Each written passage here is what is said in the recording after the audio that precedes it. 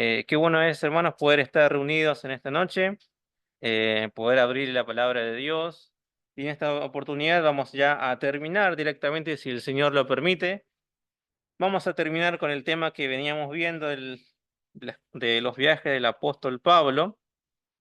Vamos a terminar con el tercer viaje misionero de Pablo y terminamos ahí, y lo cortamos ahí.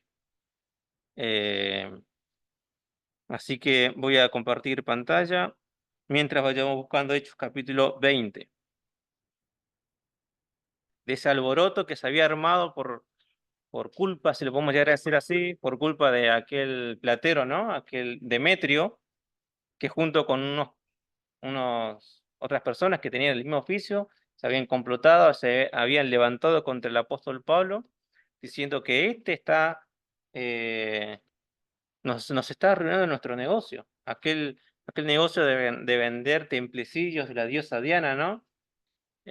Como ellos mismos reconocían que, dice este Pablo, habla de otro Dios y que nuestro Dios hecho por manos no es verdadero, ¿no? Ellos mismos reconocían que los dioses a los cuales ellos adoraban estaban hechos por ellos mismos, ¿no? Hechos por sus propias manos. Se había armado un alboroto en aquella ciudad de Éfeso, pero gracias a la providencia de Dios, el apóstol Pablo pudo salir libre, sin culpa alguna, de esa ciudad. Versículo 20, capítulo 20, versículo 1. Ya estamos en el final del viaje del apóstol Pablo.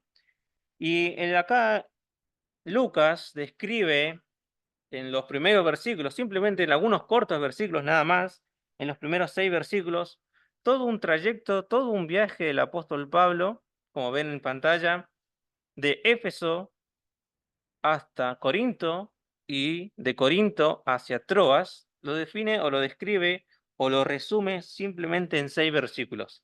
Un viaje sumamente largo, de muchos días y meses de caminata, lo describe solamente lo resume en 6 versículos. Leamos entonces, hermanos, versículo 1 en adelante. Dice: Después que cesó el alboroto en Éfeso, llamó Pablo a los discípulos y, habiéndolos exhortado y abrazado, se despidió y salió para ir a Macedonia. Y después de recorrer aquellas regiones y de exhortarles con abundancia de palabras, llegó a Grecia. Hasta acá nomás la lectura. Vamos a ir deteniéndonos mientras vamos leyendo en varios pasajes. No vamos a leer todo el capítulo 20 completo, vamos a ir, porque es muy largo, vamos a ir salteando en versículos y comentando sobre los versículos. Versículo 1 y 2. Hay en estos dos versículos dos palabras que se repiten. Una palabra que se repite 2 veces, mejor dicho, que es exhortar. Exhortándoles, exhortado. En estos dos versículos se repite esta palabra 2 veces. Y esta palabra se traduce como exhortar o parakaleo en el traducido en griego, ¿no? Significa literalmente colocarse al lado de alguien, literalmente colocarse al lado de alguien para animarlo, consolarlo, fortalecerlo, y se puede traducir de diversas maneras dependiendo del contexto en el cual es aplicado esta palabra. Pero lo que vemos en este pasaje es que Pablo estaba animando, estaba exhortando, estaba consolando, estaba alentando a la iglesia de Macedonia y de Grecia. Eh, y los animaba con la palabra, los exhortaba con la palabra de Dios. Ese siempre fue la centralidad del viaje misionero de Pablo. El tema central, o lo que era más importante para el apóstol Pablo, era la palabra de Dios. Era su tema central. Y tenía cosas para hablar, tenía experiencias para contar, tenía milagros que había realizado para contar, pero él priorizaba más exponer la palabra de Dios. Siempre fue la centralidad del ministerio del apóstol Pablo, predicar la palabra. Y esto se hace más evidente a partir del versículo 7, que ya vamos a llegar hasta el versículo 7, pero luego dice de pasar 3 meses en Grecia, Pablo se dispone a continuar su viaje hasta Jerusalén. Él tenía en la mente de volver a Jerusalén. De hecho, él desde ahí, desde Grecia, desde Atenas y Corinto, él ya quería zarpar de ahí, subirse a un barco ahí directamente a Jerusalén. Pero vemos como no está indicado en el mapa que hace eso, ¿no? Lo que hace el apóstol Pablo, lo que Dios permite que suceda, es que se levante en complot los judíos de, de Grecia, de Macedonia y de Grecia, que se levantaran y complotaran contra el apóstol Pablo para matarlo. Otra vez se levantan los judíos en contra del apóstol Pablo y lo quieren matar. Se complotan contra Pablo y antes de que el apóstol Pablo zarpara de Corinto, de la provincia de Acaya, hacia Jerusalén, los estaban esperando los judíos, complotados para matarle. Entonces esto obliga al apóstol Pablo a regresar hasta Troas por Macedonia, pero por tierra, caminando nuevamente. Así que todo el viaje que hace de Éfeso, llega hasta Troas, después Filipos, toda la región de Macedonia y el sur, que es la provincia de Acaya, que es Grecia, todo lo hace a pie y después vuelve todo el camino en la línea punteada, vuelve nuevamente a pie hasta Troas. No era lo que el apóstol Pablo tenía en mente. Pablo tenía en mente llegar cuanto antes a Jerusalén. Pero Dios, en su providencia, ¿no? Permitió que estos judíos se levantaran contra el apóstol Pablo, permitió que el apóstol Pablo se viera obligado a tomar otro camino, pero en su providencia, que controla todas las cosas, que prevé todas las cosas y que cuida al apóstol Pablo, los guió, los liberó de esos judíos que habían complotado contra Pablo. Por eso tiene que volver a pie y se reencuentran en Troas. Seguimos la lectura. Versículo 4 dice, y le acompañaron hasta Asia, y acá menciona a ciertos hermanos, Sópater de Berea, Aristarco y Segundo de Tesalónica, Gallo de Derbe y de Asia Tíquico y Trófimo. Estos, habiéndose adelantado, no se esperaron en Troas. Y nosotros, pasados los días de los panes sin levadura, navegamos de Filipos y en 5 días nos reunimos con ellos en Troas, donde nos quedamos 7 días. Primero quiero resaltar, insistí en el nos, ¿no? Resalté esta palabrita nos para mostrar que ahora Lucas, el escritor de Hechos, se reúne juntamente con Pablo y con un nuevo equipo misionero. Acá en Lucas se une. Recordamos, ¿no? Y esto va a ser pregunta para el concurso bíblico. ¿En dónde se había quedado Lucas? ¿En qué lugar en el segundo viaje misionero? ¿Se acuerdan que Lucas se había incorporado a Pablo hasta cierto lugar y en ese lugar se queda y Pablo sigue después sin Lucas? Lucas se queda en Filipos. Luego de que Pablo es encarcelado, es liberado, Lucas se queda ahí con Timoteo. Pero ahora se revuelve a encontrar y es increíble cómo se nota ya en el relato de estos pasajes, de estos versículos, cómo Lucas da a entender que él ya se reencuentra con el apóstol Pablo y que lo acompaña y es su colaborador y lo sigue en lo que resta del viaje misionero. Y no va solo, va con un nuevo equipo de misioneros que yo los voy a nombrar y quiero que ahora sí ustedes me respondan y me digan qué es lo que notan de familiar en estas personas, ¿no? Dice, Sópater de Berea, Aristarco y Segundo de Tesalónica, Gallo de Derbe y Timoteo, y de Asia, Tíquico y Trófimo. ¿Qué es lo que les resulta familiar a ustedes estos nombres? Pregunta también para el concurso bíblico. Perfecto. Eran los lugares a los cuales pertenecían estos hermanos, eran los lugares que el apóstol Pablo visitó en el primero y en el segundo viaje misionero. Estos hombres eran fruto del primero y segundo viaje misionero del apóstol Pablo, de la obra misionera del apóstol Pablo, del primero y del segundo. Menciona lugares como Macedonia, en la provincia de Acaya, menciona lugares como Derbe, que es de Asia Menor, de Galacia, ¿no? Y son los lugares que el apóstol Pablo visitó en sus viajes, en sus anteriores viajes misioneros. Y lo impresionante de esto, lo increíble de esto, es como estas personas se estaban ya convirtiendo en líderes maduros, comprometidos con la obra misionera. Hace un par de años nada más, pasados, atrás, fue que Pablo visitó a la región de Galacia, donde estaba Derbe, Listra, Iconio, Antioquía, ¿no? Y predicó ahí, ahí fue apedreado. Luego en el segundo viaje volvió ahí a exhortarles, a animarles, a fortalecer la fe de los hermanos. Luego, después de la visión que el apóstol Pablo tiene en Troas, de aquel varón macedonio, sigue, Dios lo guía hacia Europa, allá en la región de Macedonia, la región de la provincia de Acaya.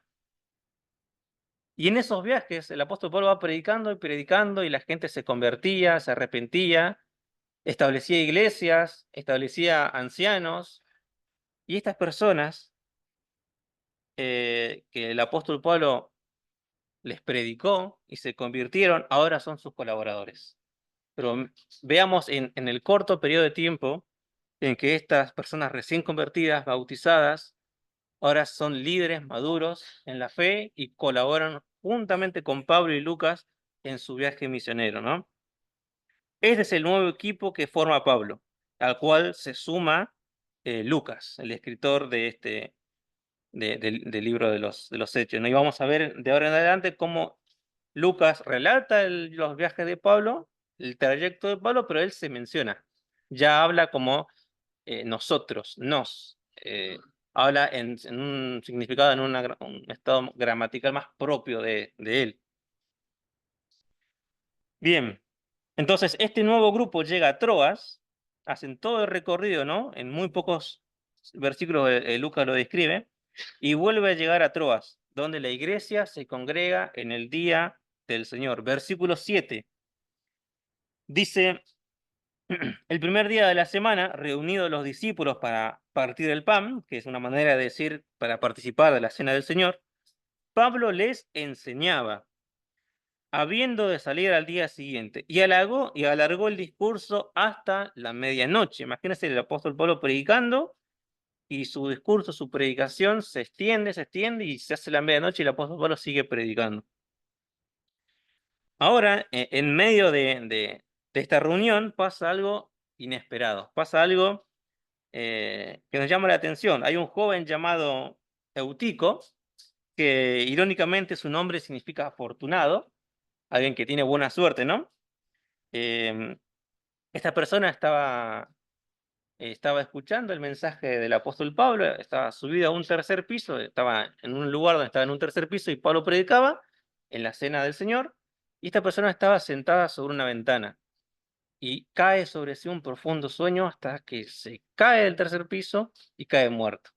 Y si Lucas, que sabemos que era médico, ¿no? Si Lucas describe que esta persona se cayó y murió, es porque cayó muerta del tercer piso. Esto lo relata el versículo 8. Dice: y había muchas lámparas en el aposento alto donde estaban reunidos, y un joven llamado Eutico, que estaba sentado en la ventana, rendido de un sueño profundo, por cuanto Pablo disertaba largamente, vencido del sueño, cayó del tercer piso abajo y fue levantado muerto. Fue levantado muerto. Acá hay algunos que dicen que este pasaje es muy instructivo, que nos enseña por lo menos dos cosas. Primero, que las predicaciones no pueden ser largas. Y segundo, que debemos dormir temprano el sábado para no venir con sueño el domingo. Eh, Algunos dicen esto, yo estoy más a favor de la segunda enseñanza, ¿no?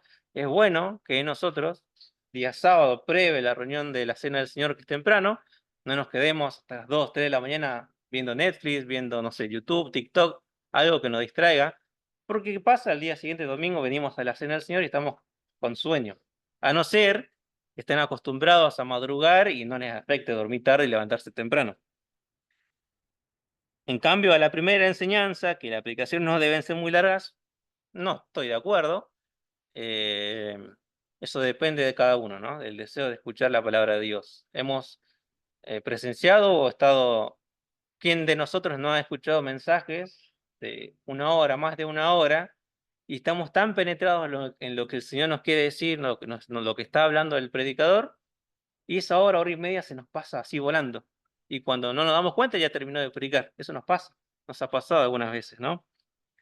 De hecho, uno de los predicadores más famosos del siglo XIX, Charles Spurgeon, él predicaba toda la mañana, enteras mañanas, y en tardes enteras predicaba y gran número de personas se convertían, ¿no? No depende de cuánto debe durar una predicación, ¿no? Si bien hay algunos que dicen que el cerebro solamente puede aguantar cierto tiempo de concentración, ¿no? Pero hay veces que el deseo de escuchar la palabra de Dios, al estar tan introducido en lo que estamos escuchando, el tiempo pasa volando y se pasa rápido y no notamos que se haya extendido mucho. Em, pero yo creo que sobre este pasaje, sobre estos pasajes que leemos a continuación, hay algo que es mucho más importante, hay una enseñanza que es mucho más importante. Versículo 10 dice: Entonces descendió Pablo y se echó sobre él, luego de que este muchacho Eutico se haya caído, descendió Pablo y se echó sobre él, y abrazándole dijo: No os alarméis, pues está vivo. Después de haber subido y partido el pan y comido, habló largamente hasta el alba, y así salió. ¿Qué pasó? Eutico, este joven, se cayó del tercer piso, cayó muerto. Pablo frena su predicación, baja, lo abraza, se pone sobre encima de él, lo abraza y le dice: No teman, está vivo. Y Dios lo levanta de los muertos y le devuelve la vida a este joven, a este muchacho.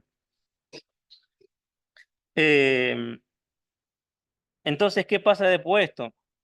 Lo que nos debe llamar la atención a nosotros es que en vez de Pablo centrar su mensaje, luego de haberlo interrumpido, ¿no? Luego de centrar su mensaje en este milagro que había realizado con Eutico, no, él, Pablo, continuó enseñando la palabra de Dios hasta el amanecer, hasta el alba, dice.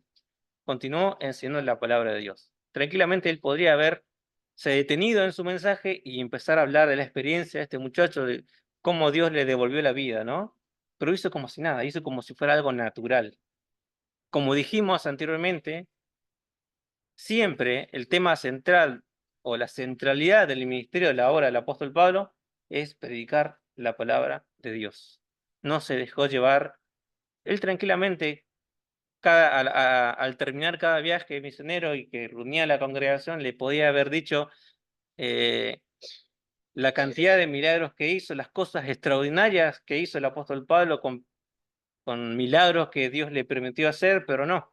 Pablo reunía a la congregación y le decía cuán grandes cosas había hecho Dios con él y cómo había abierto las puertas para la predicación de la palabra.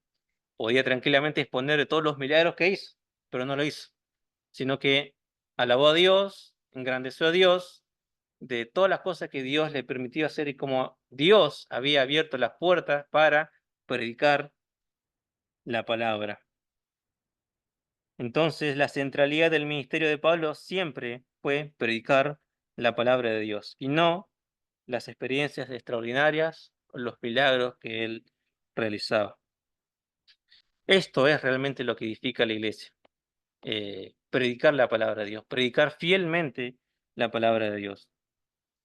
Y es triste, hermanos, ver cómo hay iglesias que se centran más en los espectáculos, en los shows, que en predicar fielmente la palabra de Dios. Hay iglesias que reúnen multitudes de gentes y hay más shows, espectáculos, que predicar fielmente la palabra de Dios. O déjeme decirlo de otra manera, y lo digo realmente en el temor del Señor. La iglesia no necesita, o sea, la iglesia necesita no más de espectáculos, sino más de Biblia. Y es triste ver cómo tratan de centrar todo más en lo que es espectáculos, shows, que realmente predicar la palabra fielmente, la palabra de Dios. Más exposición fiel, menos espectáculos, menos dependencia de lo novedoso, menos dependencia de los espectáculos, menos dependencia de lo entretenimiento y más predicación fiel de la palabra de Dios. Estas cosas son las que edifican a la iglesia. Luego de esto, el apóstol Pablo, continuamos, de Troas viaja a Mileto y del versículo 13 al versículo 16, Lucas relata y resume también este viaje, corto viaje, hasta llegar a Mileto. No lo vamos a leer por amor al tiempo, pero simplemente relata por qué lugares pasó mientras se embarcaban hacia Mileto, de Troas hacia Mileto. Luego de allí tenemos el último discurso del apóstol Pablo. Es un discurso de despedida. Y este discurso no va a personas que no son creyentes, no va a personas que no está predicando el evangelio. Este discurso es un discurso de despedida a hermanos líderes de la iglesia de Éfeso, ancianos de la iglesia de Éfeso. De hecho, el apóstol Pablo, estando en Mileto, los manda a llamar a Mileto a los ancianos de Éfeso. Estaban más o menos aproximadamente a unos 45 kilómetros de distancia. Si ven en el mapa, están medianamente cerca. Manda a llamar a los ancianos de Éfeso y les da un discurso, un mensaje de despedida, un emotivo discurso de despedida a los ancianos que se reunían en la iglesia de Éfeso. No lo vamos a leer tampoco, es bastante extenso. Vamos a leer algunos versículos nada más, porque es necesario resaltar cómo el apóstol Pablo se despide de los ancianos de Éfeso, pero le deja una serie de enseñanzas y una serie de advertencias. En primer lugar, el ejemplo personal es parte del mensaje. Versículo 18 del capítulo 20, 18 y 19 dice: Cuando vinieron a él, les dijo: Vosotros sabéis cómo me he comportado entre vosotros todo el tiempo, desde el primer día que entré en Asia, sirviendo al Señor con toda humildad y con muchas lágrimas y pruebas que me han venido por las acechanzas de los judíos. El ejemplo personal es parte del mensaje. Pablo les recuerda cómo vivió entre ellos. Pablo les recuerda a los ancianos de la iglesia de Éfeso cómo él vivió entre ellos con humildad, con muchas lágrimas, soportando la opresión, soportando el complot de los judíos contra él para matarle. Y Pablo les enseña también que un líder espiritual, tengamos en mente que el contexto acá, que Pablo le está hablando a los ancianos de una iglesia. Y Pablo les enseña que un líder espiritual no solo predica con palabras, no solamente predica la palabra con palabras y textos, sino que lo predica y lo acompaña con su vida. Y el apóstol Pablo es un claro ejemplo de que él no predicó solamente con palabras, sino que toda su vida fue un verdadero testimonio y avalaba lo que él predicaba. Y lo hace con integridad y con humildad, el apóstol Pablo. Luego, exhorta les exhorta a los ancianos de Éfeso a que deben predicar todo el consejo de Dios. Versículo 20 y 21 y versículo 26 y 27. Dice, versículo 20: Y como nada que fuese útil, he rehuido de anunciaros y enseñaros públicamente y por las casas, testificando a judíos y a gentiles acerca del arrepentimiento para con Dios y de la fe en nuestro Señor Jesucristo. Versículo 26. Por tanto, yo os protesto en el día de hoy que estoy limpio de la sangre de todos, porque no he rehuido anunciaros todo el consejo de Dios. Acá Pablo no ocultó nada. Dice, el versículo 20, como nada que fuese útil he rehuido de anunciaros. Pablo no ocultó nada útil y enseñó el arrepentimiento para con Dios y la fe en nuestro Señor Jesucristo. Él enfatiza a los ancianos de Éfeso que deben enseñar toda la verdad bíblica, todo el mensaje completo, no omitir absolutamente nada. Y él lo dice con esta expresión: todo el consejo de Dios. Eso es lo que les exhorta el apóstol Pablo a los ancianos de Éfeso, a que ellos prediquen y que lo que prediquen lo acompañen con su testimonio y que prediquen todo el consejo de Dios, sin omitir nada. Luego, versículo 22 al versículo 24, Pablo muestra la disposición a sufrir por Cristo. Versículo 22. Ahora he aquí, ligado yo en espíritu, voy a Jerusalén, sin saber lo que allá me ha de acontecer, salvo que el Espíritu Santo por todas las ciudades me da testimonio, diciendo que me esperan prisiones y tribulaciones. Pero de ninguna cosa hago caso, ni estimo preciosa mi vida para mí mismo, con tal que acabe mi carrera con gozo y el ministerio que recibí del Señor Jesús, para dar testimonio del Evangelio de la gracia de Dios. Pablo sabía que al llegar a Jerusalén, él iba a sufrir, él iba a padecer prisiones. Él, mientras él iba viajando en su tercer viaje misionero, él ya estaba sintiendo que tenía en la mente llegar a Jerusalén. El Señor no se lo permitió desde Grecia, pero él tenía en mente llegar a Jerusalén y tenía en mente que ya iba a padecer prisiones, ya estaba en los finales de su vida y sabía que iba a empezar a tener aún muchas más aflicciones, muchas más persecuciones y muchas más excarcelaciones. Y él les dice a los ancianos de Éfeso esto, de que ellos tienen que estar dispuestos a sufrir por la causa de Cristo. Pablo va a Jerusalén sabiendo que le esperan prisiones, pero dice, no estimo mi vida como valiosa para mí mismo. El siervo que es fiel a Dios, el Hijo de Dios que permanece fiel, debe estar dispuesto a sufrir para glorificar a Dios. Debe estar dispuesto a sufrir por la causa de Cristo. Y los sufrimientos que hoy enfrentamos no son comparados en nada a lo que sufrieron los primeros cristianos. El apóstol Pablo, los discípulos de Jesús, sufrieron verdaderos sufrimientos. Fueron perseguidos, fueron torturados, fueron martirizados. ¿Qué tipo de sufrimiento podemos nosotros, por lo menos en esta región del mundo, ¿no?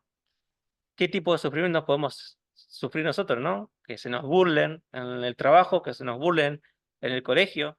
Eso no es nada comparado con lo que sufrieron los discípulos, con lo que sufrió el apóstol Pablo y todos los que viajaban predicando el Evangelio. Es nada comparado con lo que sufrieron ellos. Entonces, Pablo les dice, estén dispuestos a sufrir por la causa de Cristo. Luego dice que deben cuidar del rebaño con responsabilidad. Versículo 28. Por tanto, mirad por vosotros y por todo el rebaño en que el Espíritu Santo os ha puesto por obispos para apacentar la iglesia del Señor, la cual él ganó por su propia sangre. Dice, miren por vosotros mismos y por el rebaño, le dice. Para pastorear la iglesia del Señor, la cual él ganó por su propia sangre. El apóstol Pablo exhorta a los ancianos de Éfeso a que primeramente véanse a ellos mismos, analicen sus vidas y que después velen, estén vigilantes por los hermanos a los cuales tienen que pastorear. Son líderes de la iglesia de Éfeso, tienen varios creyentes, varios hijos de Dios que se reúnen en la iglesia de Éfeso, ellos debían velar por ellos, ¿no? Es interesante cómo el apóstol Pablo en el capítulo 20, a lo largo de todo su discurso, utiliza tres términos. Utiliza ancianos, utiliza obispos y utiliza pastor. En la iglesia primitiva, en la iglesia primitiva, estos términos tienen un mismo significado, ¿no? Que es alguien que es levantado por Dios para liderar una iglesia, la iglesia local, ¿no? Lamentablemente, estos términos hoy en día se han tergiversado. A lo largo de la historia de la iglesia, se han utilizado estos términos para tratar de dar cierto tipo de autoridad a ciertos líderes y de hecho se han inventado más términos, ¿no? Por lo general la Iglesia Católica es lo que ha hecho esto, ¿no? Ha inventado arzobispos, papas y más cosas que simplemente para dar de alguna persona autoridad sobre otra. De hecho hay un rango de autoridades para llegar a una autoridad aún mayor. Pero eso todo es invento y tergiversión de este principio bíblico, ¿no? Pastor, obispo, anciano significan lo mismo. Una persona que es levantada por Dios para liderar, pastorear una iglesia local. Ese es el significado. Nosotros debemos volver a estos significados, tratar de recuperar esas palabras y hacerlas nuestras. Hoy en día no decimos el pastor de una iglesia, ¿no? Porque lo tenemos asociado a los católicos, que dicen que lo utilizan más ellos que otros, que nosotros. O obispos, que lo utilizan más ellos que nosotros. Pero sabemos por las escrituras que la iglesia primitiva utilizaba estos términos y significaban lo mismo, ¿no? Nosotros utilizamos el término de anciano, ¿no? Luego, para ir terminando, en el versículo 29 y 30, el apóstol Pablo les exhorta a los ancianos de Éfeso a proteger la iglesia de los falsos maestros. En todo este discurso de despedida le exhorta a proteger a la iglesia de los falsos maestros. Versículo 29 y 30. Porque yo sé que después de mi partida entrarán en medio de vosotros lobos rapaces, que no perdonarán al rebaño. Y de vosotros mismos se levantarán hombres que hablen cosas perversas para arrastrar tras sí a los discípulos. Es una advertencia que le hace el apóstol Pablo. Después de mí van a venir personas camufladas de ovejas, pero son lobos rapaces. Y va más allá, le dice, dentro de ustedes se van a levantar falsos maestros. Pablo le advierte sobre estos lobos rapaces, sobre hombres que hablan cosas perversas, y los manda a que estén vigilantes, que se mantengan vigilantes para proteger a la iglesia de estas desviaciones doctrinales que se iban a levantar. Y luego, el último punto, en versículo 32, confiar en la palabra de Dios. Pablo exhorta a confiar en la palabra de Dios. Versículo 32, y ahora, hermanos, os encomiendo a Dios y a la palabra de su gracia, que tiene poder para sobreedificaros y daros herencia con todos los santificados. Dice, os encomiendo a Dios y a la palabra de su gracia, que tiene poder para sobreedificaros. La palabra de Dios es suficiente para sostener, para edificar y para santificar a los creyentes. Solamente la palabra de Dios y nada más. La palabra de Dios tiene que ser suficiente. Así como Pablo exhorta a los ancianos de Éfeso diciendo que confíen en la palabra de Dios, nosotros de la misma manera debemos confiar en la palabra de Dios, que sea suficiente y nada más en nuestra vida. Y así termina Pablo el discurso.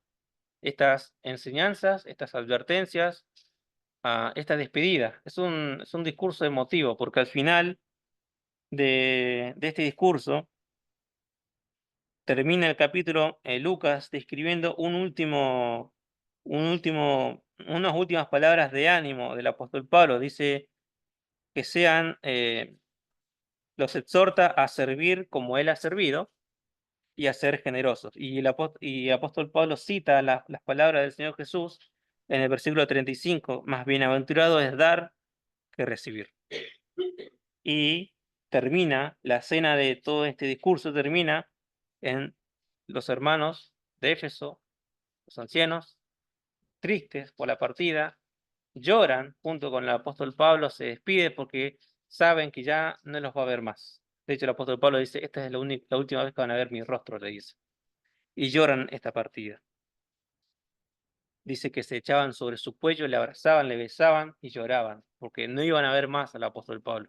Aquel quien les ha predicado la palabra de Dios, que los ha exhortado, que los ha animado, que ha fortalecido su fe. Estuvo 3 años en Éfeso el apóstol Pablo. Un largo tiempo estuvo con ellos predicando la palabra. Y ahí termina, y a mí me gusta terminar el tercer viaje del apóstol Pablo en esta cena. Los ancianos de Éfeso abrazados al apóstol Pablo, llorando juntamente con él y despidiéndose. Luego Lucas describe en el capítulo 21 cómo es el viaje de regreso de Mileto, pasando por Rodas, pasando por Pátara, descendiendo en Tiro, después en Cesarea y después llegando por fin a Jerusalén, donde el apóstol Pablo deseaba llegar. Sabiendo que ahí le iban a esperar prisiones, el apóstol Pablo deseaba llegar cuanto antes a Jerusalén. Y en el capítulo 21, Lucas describe eso. ¿Por qué lugares pasa? Describe que se encuentran con los discípulos en Cesarea y que los discípulos mismos le dicen que no vayas a Jerusalén, no subas a Jerusalén porque te van a acontecer estas cosas. Y querían evitar a toda costa que Pablo vaya a Jerusalén. pero no lo consiguen. Pablo siente que tiene que ir a Jerusalén.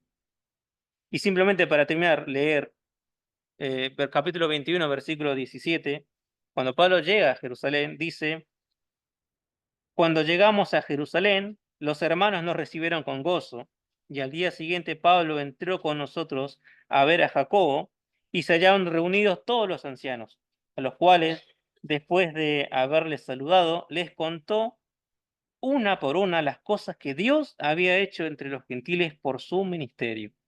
Cuando ellos lo oyeron, glorificaron a Dios y le dijeron: ya ves, hermano, cuántos millares de judíos hay que han creído y todos son celosos por la ley. Como termina, cada vez que termina el apóstol Pablo, va a la congregación, reúne a los ancianos, reúne a la iglesia y le comenta cuán grandes cosas había hecho Dios con él. No los milagros que él hizo, no las cosas extraordinarias que el apóstol Pablo hizo, no. Cuán grandes cosas había hecho Dios con él. Cuántos judíos se habían convertido, cuántos gentiles se había convertido. Y así termina, hermanos, el tercer viaje del apóstol Pablo. Si Dios quiere, en la próxima reunión que nos permita reunirnos y me toque, vamos a hacer un resumen de los tres viajes y con un concurso, con unas preguntas y respuestas, como veníamos haciendo como es costumbre, para poder que no se nos olvide las cosas que vimos en el primer viaje, en el segundo viaje, y poder sacar algunas cortitas enseñanzas de cada uno de los tres viajes, ¿no? Que el Señor quiera bendecir su palabra en cada uno de nuestros corazones. Amén.